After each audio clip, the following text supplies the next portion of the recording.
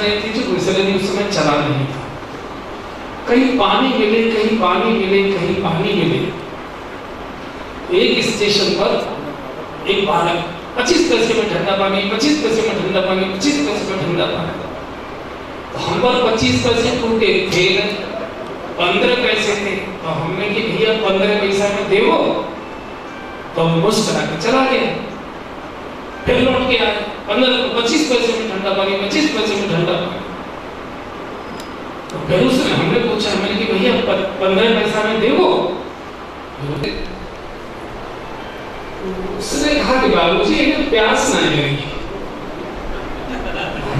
तू कैसे जानना प्यास ना लगेगी? बोले जिसको प्यास लगती है वो भाव नहीं करता, ऊपर में पैसा देता है, प्राण बचाता है, तुमको प्यास नहीं लगेगी।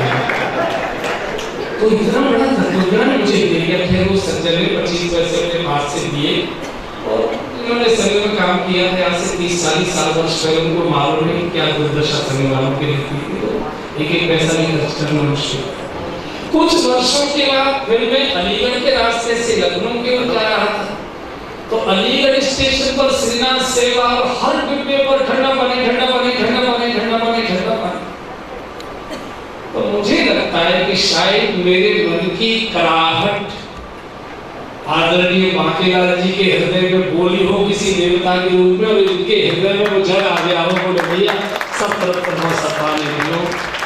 बहुत पवित्र कार्य है। मैं समझता हूँ किसी की आलोचना करनी हो तो यही से की जाती है। उसके आगे इतना बड़ा आदमी है, पानी भी नहीं पूछा उसने। कहते हैं वो आदमी उसमें पानी भी नहीं है। हमारा पानी इतना कमजोर नहीं है, चाहे व्यक्ति के नाते से लो, चाहे जाति के नाते से लो, चाहे प्रदेश के नाते से लो, चाहे देश के नाते से लो। चुनौती भी दी जाती है तो पानी के ही नाम पर दी जाती है। प्राण भी बचाए जाते हैं तो पानी के ही नाम पर बचाए जाते हैं। उलाहना दिया जाता है तो यही दिया जाता है कि अंतिम समय में तुझे पानी की एक बूंद देने वाला तेरे पास कोई नहीं होगा। तो पानी ही प्राण है, पानी ही जीवन है, पानी ही सम्मान है, पानी ही गौरव है, पानी ही गरिमा है, पानी ही सर्वस्व है वास्तव। और इसलिए परमात्मा का पहला अवतार पानी में ही हुआ है। भगवान को नारायण करके जो पुकारा गया है, भगवान का पहला प्राकट्य पानी में ही हुआ है। बहुत बहुत बहुत बहुत मेरी बधाई है, मेरे प्रणाम है। वो व्यक्ति था तो उन्होंने बोर्ड देखा कि कोई प्रतिदिन एक अच्छा काम करो। किसी ने बोला नहीं, हम लोग हजारों में मैं अभी बोल कर गया हूँ इस आगरा के कोठी मीना बाजार में, अच्छे काम करो। कोई नहीं करता है, न बोल कर कोई सुनता। बाप चिल्लाता रहता, बेटा बेटी सुनते ही नहीं है। जो देखना जानता है वो कर भी लेता है। वास्तव में सेवा की आंख हुआ करती है। इसलिए भरत जी ने कहा जाग गया वो सेवा नहीं कर सकता। तो जिसका अहंकार शून्य हो जाता है उसमें ओंकार प्रकट होता है, और ओंकार जब प्रकट होता है तो उसके द्वारा भगवती कार्य होते हैं। मुझे लगता है बांकेलाल जी वही कर रहे हैं हम। और सुगंध जो जीवन में आती है सेवा से ही आती है। व्यास जी ने जब सारे 18 पुराण लिख दिए तो किसी विद्वान ने पूछा कि इसका निचोड़ बताइए। तो व्यास जी ने कहा मुझे संस्कृत आते नहीं है, गलत हो सकती है, और फिर डॉक्टर बैठे तो मैं तो वैसे ही काम जाऊंगा। तो पहले मैं कई बार संस्कृत के एक आधा श्लोक रट लाया करता था, तो एक आधा सामने विद्वान दिखाई देते थे तो मेरी कब कभी छूट जाती थी, मैंने बोलना ही बंद कर दिया वो संस्कृत वगैरह। तो ये सज्जन ने हमसे मजाक कर दी कि आप संस्कृत में बिल्कुल नहीं बोलते। अब आदमी अपनी कमजोरी जल्दी स्वीकार नहीं करता है। हम संस्कृत तो नहीं जानते लेकिन संस्कृति में जीते हैं, वो संस्कृति आती है, बस इतना ही हम जानते हैं, संस्कृत हमको नहीं। तो फिर वो तो इज्जत बचाने लगे। ने कहा है 18 पुराणेषु व्यासस्य वचनम है। 18 पुराणों के निचोड़ के रूप में 2 ही शब्द हैं, परोपकाराय पुण्याय पापाय।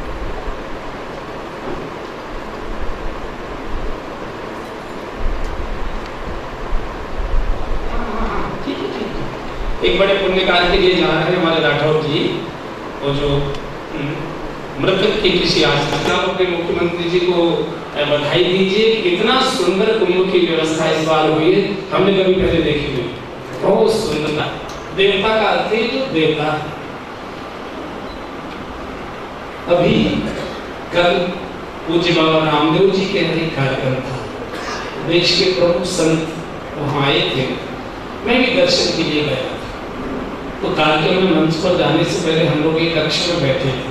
पूज्य स्वामी गुरुशानंद जी महाराज, रमेश भाई ओझा जी, वेदापुर पीठाधीश्वर, ऐसे बड़े बड़े संत बैठे, कुछ बातें चल रही, कुंभ की चर्चा चल रही और सेवा का विषय आया। तो गुरुशानंद जी महाराज ने बहुत अच्छी बात की। उन्होंने कुंभ में करोड़ों करोड़ लोग आए, केंद्र की इतनी बड़ी सरकार एक समय में 1 करोड़ लोगों को रोटी नहीं दे सकती, ये हम जानते हैं, लेकिन इन भक्कड़ साधुओं ने 1 करोड़ से अधिक लोगों को प्रतिदिन भोजन कराया।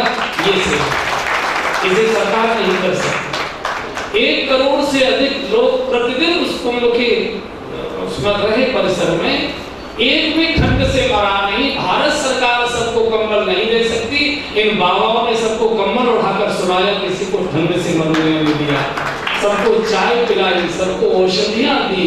तो ये जो सेवा प्रकट हुई है, ये न कोई दल कर सकता है, न व्यक्ति कर सकता है, न सरकार कर सकती है, न समाज कर सकता है। इसे केवल केवल और केवल भगवान कर सकता है, कोई दूसरा कर नहीं सकता। और जब भगवान जानता है तो व्यक्ति कहता है कि अब मैं किसी दूसरे के लिए करूं, और जब शैतान जानता है तो व्यक्ति सोचता है कि दूसरे से कैसे छपटूं। बस इतना ही अंतर है। जब लेने की इच्छा होती है तो समझना चाहिए शैतान जागा है, और देने की इच्छा होती है तो समझना चाहिए भगवान जागा है। अब किसी दूसरे सर्टिफिकेट की आवश्यकता नहीं है, हम अपना अपना देख सकते हैं। ये जो सम्मान हुआ है ये व्यक्ति का नहीं है, ये दीप से दीप जलता है। वो सम्मान की भूखे भी नहीं, सम्मान की भूख होती तो इस लंबे समय तक सेवा चलाई नहीं जा सकती, चलाई नहीं जा सकती। ये सम्मान इस कारण से है कि शायद कुछ लोगों के हृदय में ये दीपक जल जाए कि जब ये कर सकते हैं तो हम क्यों नहीं कर सकते।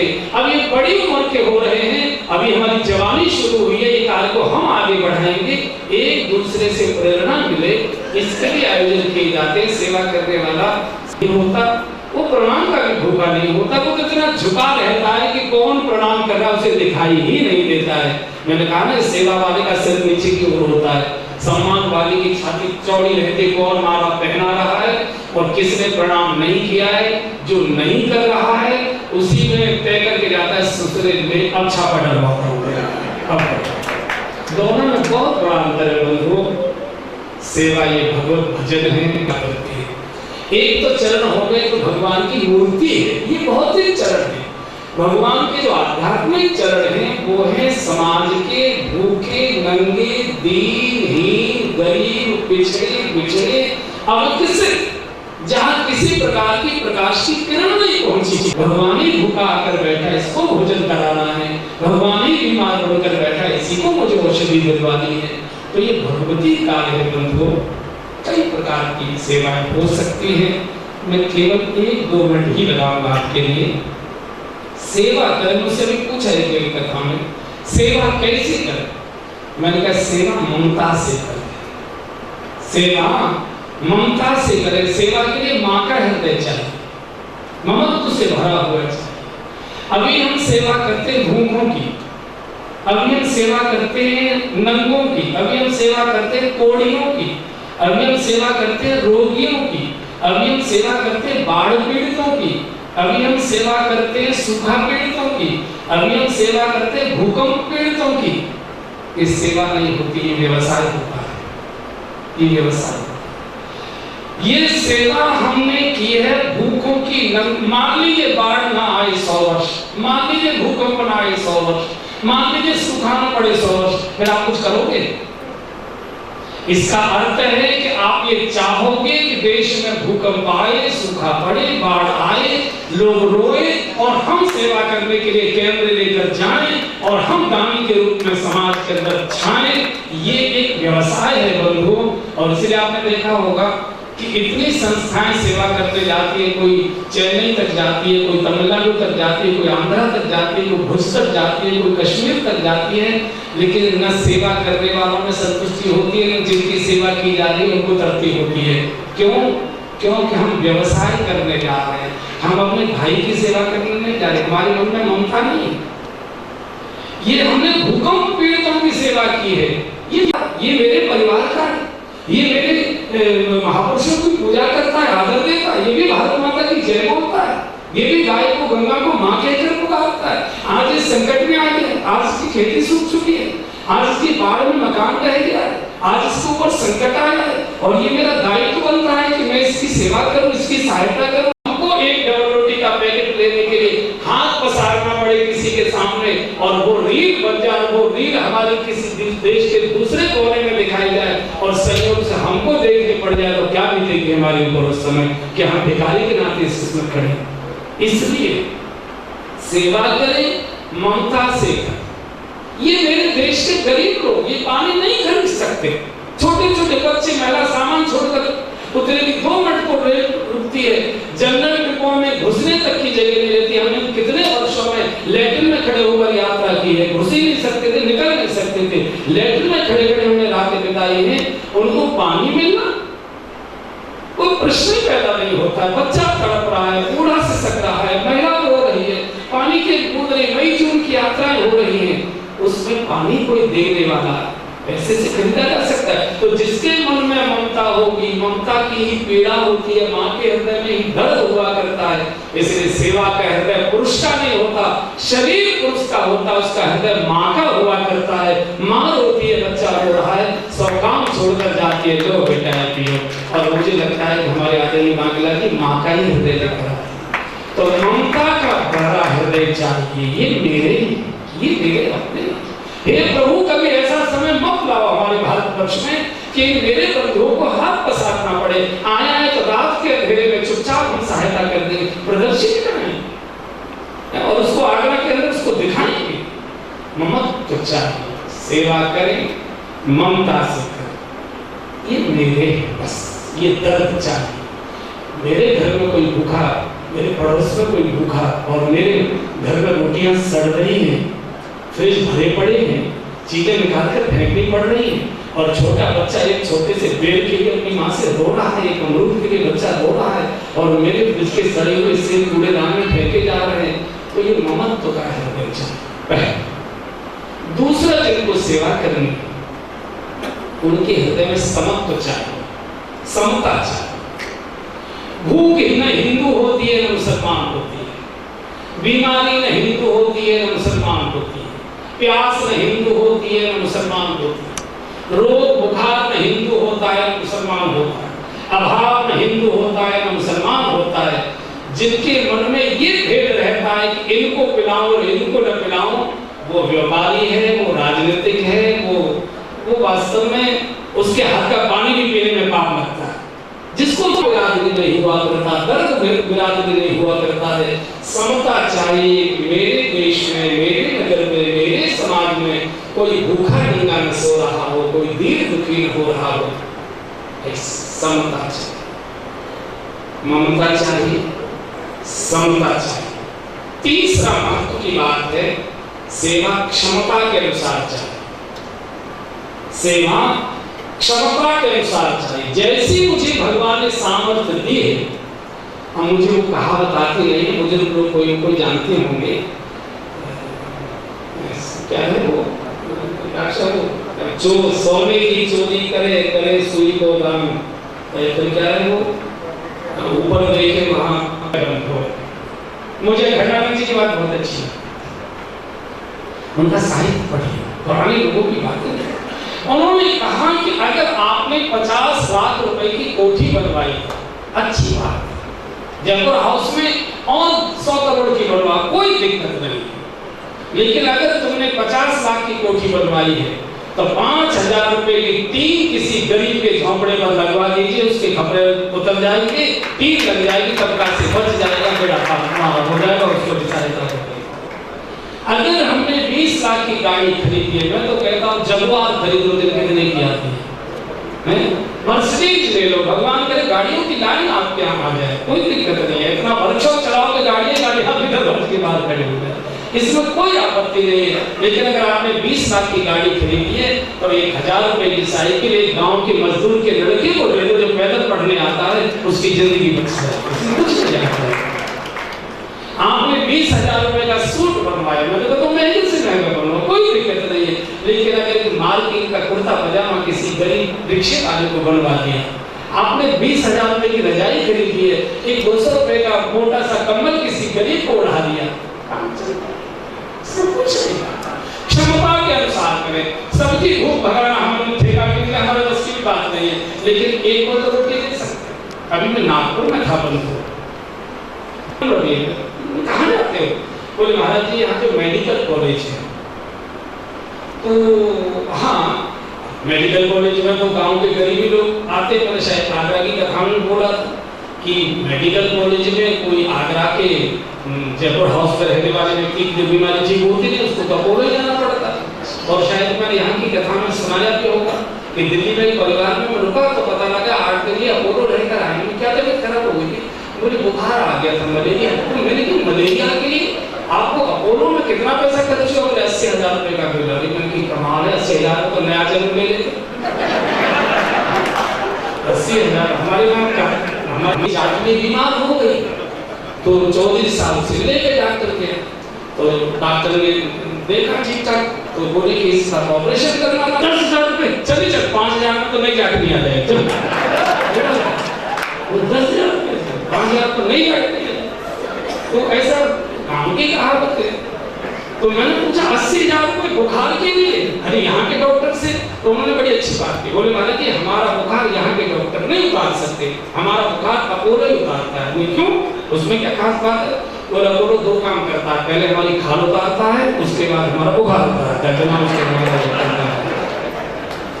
तो ये जो मेडिकल कॉलेज के जंगल वार्ड में गांव के पठार इलाके के महाराष्ट्र के लोग, विदर्भ की बड़ी गरीबी, आप देख रहे सूखा सारी वही पड़ी हुई है, गांव से आए हैं, गांव बड़े परेशान है। तो ऐसे 300-400 तीमारदारों को तुम भीख मांगने वाले हैं, इनको दोगे तो तुम्हारा दान की प्रवृत्ति बढ़ जाएगी। चलो उसी को थोड़ी देर बाद तुम शराब पिए देखोगे, चिलम पीते देखोगे, भांग खाए देखोगे, कुछ और करता देखोगे, तुम्हारी श्रद्धा टूटेगी। तो जहाँ जरूरत पड़ी हुई है, जिसको जरूरत होती है वो मांगता नहीं है, और जो मांगता है उसको जरूरत होती नहीं है। ये सत्य है, ये सत्य है। हम उनको दे रहे हैं जिनको डकारे आ रही है, हम उनको दे रहे हैं। मुझे विषय छोटा करने की, लेकिन मुझे दिखाई दे रहा। 2 वर्ष पहले मेरे पास दिल्ली का एक परिवार है, उन्हें अचानक कैसे आ गया, बोले कि बिहारी जी का फूल बन रहा था, तो अभी देर थी तो हमने कहा चलो आपका दर्शन करा। फूल बन रहा, हमने कितना पैसा लगता है? देने वाले बिहारी जी, लेने वाले बिहारी जी, सब वही करते हैं, कोई बात नहीं, बिहारी जी तो करते ही। लेकिन फिर मैंने बात घुमाई कि हमको भी बनवाना है, हमारी बड़ी बचत है। वो पूछ रहे थे महाराज जी जरा इसका अगर पता लग जाए, बोले ज्यादा नहीं है, इतना देरी पूजन में इतना ऐसे लगभग 6 लाख रुपए का उन्होंने बताया। मैं आपको सच बता रहा हूँ, साधु वेश नहीं होता तो मैं उनको खुद भटका, जितना आवेश आया कि 2 मिनट के तमाशे पर तुमने 6 लाख रुपए बर्बाद कर दी, केवल इसलिए कि अपनी सामने की शर्ट के बटन खोलकर रिश्तेदार को दिखा सके, वो नीचे की पट्टी पढ़वा सके कि आज का फूल मंगवा ये आगरा के इनसेंट जी ने बनवाया। से अगर स्वेटर खरीद लेते 6 ट्रक भर कर आते, और उन 6 ट्रकों को ब्रज के 6 रास्तों पर निकाल देते। प्राइमरी स्कूल में ठिठुरता हुआ बच्चा पढ़ रहा है, कट कर रहा है, एक स्वेटर उसको पहनाओ, एक पूरी क्लास को पहनाओ, धीरे धीरे पूरी स्कूल को पहना के फिर दूसरे गांव में चले जाओ, फिर तीसरे गांव में चले जाओ, फिर चौथे गांव में चले, मिलके 6 वर्ष तक तुम्हारा फूल बंगला ब्रज के हजारों गांव में चल गया होता। बच्चे नाम तुम उनको खिला रहे हो जिनको बुकाई आ रही है, और जो पेट पकड़े बैठा है उसकी तुमको सुध नहीं आ रही। जो रसगुल्ला भी चक्कर रख देते हैं कि नहीं ये स्वाद नहीं है, वो सेठ का ज्यादा स्वाद था, जो रबड़ी चाट कर छोड़ देता है इसमें कोई आनंद नहीं आ रहा। आप उनकी खुशामद कर उनको भी खिलाइए, कोई मना नहीं। लेकिन इस देश में बहुत बड़ा समाज ऐसा है जिसकी जरूरत है। एक सज्जन बोले हमारे पास समय नहीं है, हम क्या सेवा कर सकते? मैंने कहा मरना जीना परमात्मा के हाथ में है, प्राण लेना देना ये उसके हाथ में है। लेकिन कोई औषधि के अभाव में प्राण छोड़ रहा है और मेरे पास पैसा रखा हुआ है तो ये पाप हो जाएगा। करें क्या?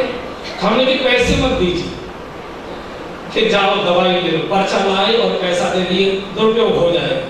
ये भी मत करना कि दवाई लेके उसे दे दो, वो भी बेच देगा, उनकी भी केमिस्टों से साठ-गांठ हो जाएगी, सस्ती मद्दी वो भी बेच देगा। तो वो पूछे फिर हम करें क्या? हमने कि पर्चा लेकर आए, अपना व्यक्ति रखो, दवाई भी मत रखो, एक्सपायर हो जाएगी सारी की सारी, पैसा खर्च होगा। केमिस्ट के पास अपने व्यक्ति को भेजो, 3 दिन की दवाई दिलवाओ और उससे कहो कि जब अगले दिन जरूरत पड़े तो खाली रैपर लेकर आ जाओगे, 3 दिन की फिर दिलवा देंगे, दुरुपयोग भी नहीं होगा और औषधि के अभाव में प्राण भी नहीं जाएंगे, सहायता भी हो जाएगी। हम क्यों नहीं कर सकते? हमारे बच्चे ना दूध पी रहे हैं, ना मलाई खा रहे हैं, ना घी खा रहे हैं, ना मक्खन खा रहे हैं, मरीज सड़ रहा है, मरीज तड़प रहा है। आप 2-4 दूधियों को क्यों नहीं कह सकते कि 250 ग्राम सवेरे, 250 ग्राम शाम को, जब तक ये चारपाई पर लेटा है इसको दूध दे जाया करो, पेमेंट ढंग से दे। ऐसे बहुत छोटे छोटे काम हैं जिनको हम कर सकते हैं। बाकी जी प्याऊ लगा रहे हैं कि क्षमता है, हो सकता है समय इनके पास ज्यादा भी हो सकता है इनके बेटों ने कारोबार संभाल लिया हो, रात की व्यस्तता बहुत ज्यादा होने में जानता हूँ, लेकिन आप प्याऊ मत लगाइए, आप टैंकर मत चलाइए। लेकिन यहाँ पानी बांटा जा रहा है ना, बंटवा तो सकते हैं।